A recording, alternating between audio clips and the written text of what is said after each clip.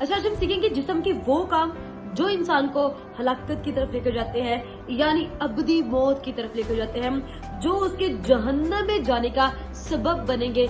जिस्म के ये चंद काम हम खुदा के कलाम मुकद्दस में से सीखेंगे।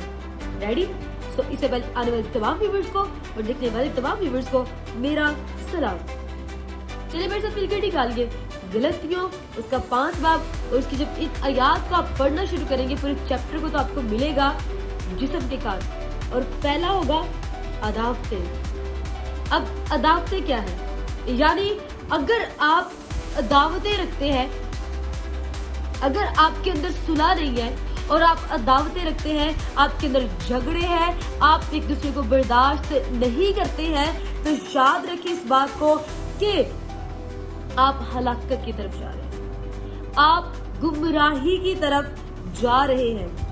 अदावतें ये पहली निशानी आपके बदन के अंदर होगी हलाकत की, कि आप अदावत करने वाले होंगे, आप लोगों के अंदर लड़ाइयां करवाने वाले होंगे।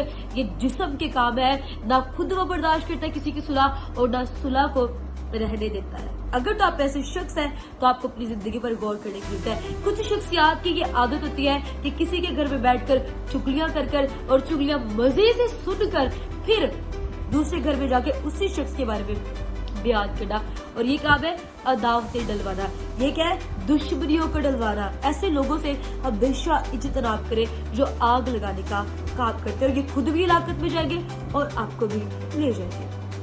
सेकेंडली आएगा जादूगरी। जादूगरी वो लोग जो बुत परस्तियां करते हैं, ठीक है, हाथों की बनाई हुई मूर्त को सजदा करते हैं। अब बुत की डेफिनेशन आप जान ले, ठीक है। पहली बात, वो ना देख सकते हैं, वो ना सुन सकते हैं, और वो ना बोल सकते हैं, और ना वो चल सकते हैं।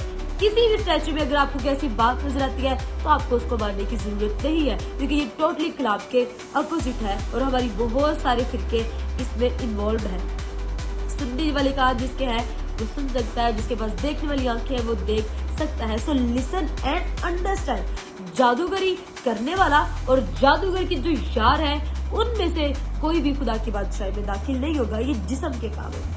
बुत जादूगरी और बुत परस्ती ये सेम ही है। फिर लिखा है शहवत परस्ती, जो गुनाह आलूदा रिलेशन रखते हैं, ठीक है, अपनी आंखों के जरिए ज़ना कार्य करते हैं, हराम कार्य करते हैं, नाजायज ताल्लुक रखते हैं, ये जिस्म के कामों में आता है। और ऐसे लोग जल्द हलाकत में डाल दिए जाएंगे।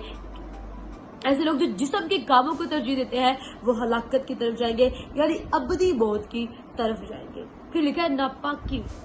अब नापाकी क्या है? ठीक है, खुदा के खिलाफ चलना, खुदा के हुक्मों के खिलाफ चलना, वो आपको चीजें क्या करती है? नापाक करती है। खुदा के हुक्मों से अलग हो जाना, वो चीजें आपको क्या करती है? नापाक करती है और खुदा से अलग कर देती है। ये सारी चीजें जो आपको नापाकी, ये जिस्म के काम जो है वो आपको नापाक करते हैं। और बाइबल मुकद्दस बताती है कि इंसान के मुंह से निकलने वाली बातें, वो चीजें जो इंसान के अंदर से निकलती है, वो इंसान को क्या करती है? नापाक करती है। यानी गुस्सा, जलन, नफरके, ये सारी चीजें आपको नापाक करती है। ये सारी चीजें जिस्म के काम है। अब लास्ट पर जो ये जिस्म के कामों में ये हवाला भी बताता है, इसमें ये हराम कारी का जिक्र करता है। एट द एंड जिस्म के कामों में से एक जो काम है वो हराम कारी है, यानी नाजायज ताल्लुक को रखना। शादी से पहले या शादी के बाद अपनी बीवी या अपने खावंद से अलग किसी गैर जरूरी मर्द या औरत के साथ ताल्लुक को कायम करना हराम कारी कहलाती है। और बुत परस्ती भी हराम कारी में ही आती है, ठीक है।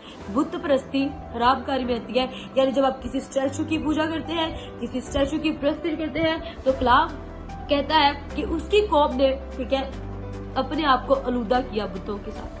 अपनी कौम जिसको वो मुल्के मिस्र से चुरा कर लेकर आया था, उसने ये काम किए थे।